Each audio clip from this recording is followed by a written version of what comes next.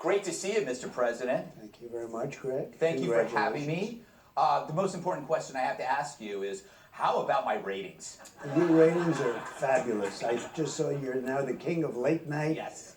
I mean, you're beating some very untalented people, to be honest with you, so I'm not so sure how great that is, but they are so bad, and it's about time somebody came in and you're really beating them badly great. I feel kind of guilty about it because I feel like I'm beating up unarmed people. Well, they're not very talented. You are, so congratulations. I'm mildly talented. They're just untalented. Well, and you're very different. Yes, I am very different. Speaking of, do you remember how much I hated you for that brief period of time? There was a period of time when you weren't a fan, and then you started noticing that things were getting done. Yes. And you said, you know, I may not like them, but look, we have a good economy, we have good military, we have good everything. Right. And then you started, and now I think, I don't know if it's love, but it's getting close, and we like it. It's not, I wouldn't say it's love, but I would say it's admiration. Thank you. And also admitting that I was wrong because I was focusing on words and not deeds.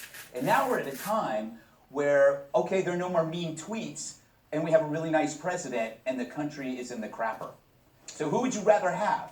Well, I don't know that he's a nice president. I'm not sure about that, but I can tell you the country has never been more unsafe. We have people pouring in through our southern border, which everyone's forgetting about right now because of the travesty of Afghanistan. And if you look at the people coming in by the hundreds, by the thousands, and these are not the people necessarily that wanted the protection. Right. These are people. So are they terrorists? Yes. How many terrorists are coming in? And they were aggressive, very aggressive at the plane, and they pushed their ways up, you know, their way onto the plane. Why do you think that Democrats have such a problem with like incentivization? Like if you introduce friction on the border, you reduce immigration. Yeah. They don't understand that. What is the problem with that? How can they cannot see that? I really believe it's gross incompetence. Mm-hmm. And the only thing good for them about Afghanistan is it makes what they're doing on the border look good, because that was the dumbest thing I've ever seen. Yeah. We don't want a wall, we don't want this, we'll just let people come through. It's a disaster. The borders it was the safest border we've ever had, and now it's the worst. What unites all of them is a lack of process. They do not understand process. We just want order. I want people to come into our country, but I want a line and a gate, people that can walk through. And legally. Legally. Legally vetted, strongly vetted. Yeah.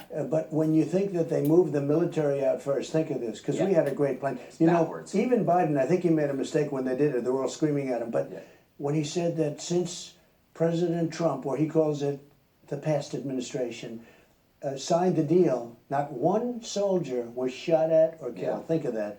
You know why? Because they knew the consequences. And our conditions were tough. And then they came in and they just moved out. Who would move out the military first? The military goes last and safely. And sadly, those 13 great soldiers and 200 people, you know, 200 people, more than 200 people were killed, and a lot of people are badly injured, really badly injured.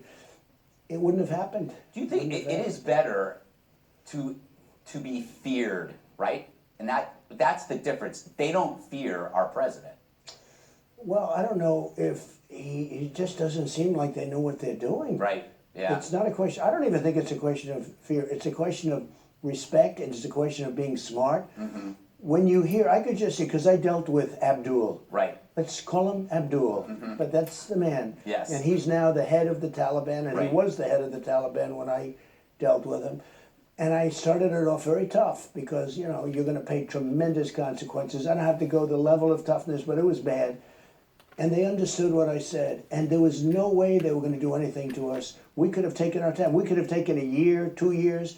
But to leave $85 billion worth of equipment, for them to fly around Apache helicopters. So this is the greatest war machine outside of the submarine. This is the greatest war machine there is, the Apache. Right. They're very, very, you know, tens of millions of dollars.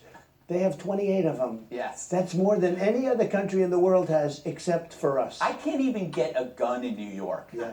If I joined the Taliban, I could have gotten a helicopter. No problem. Yes. In fact, I saw that the other day.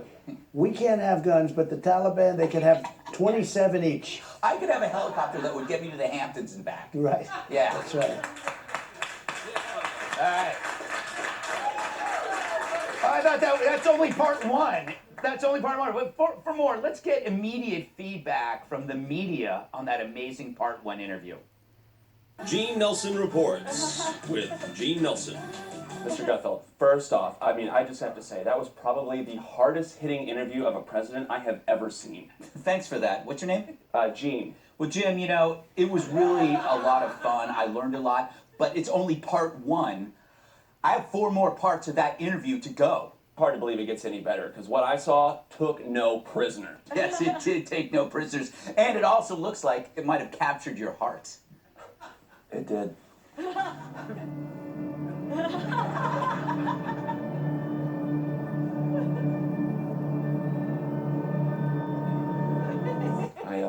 I live right around the corner if you want to get out. Why did you say so in the first place? I'll drink the water.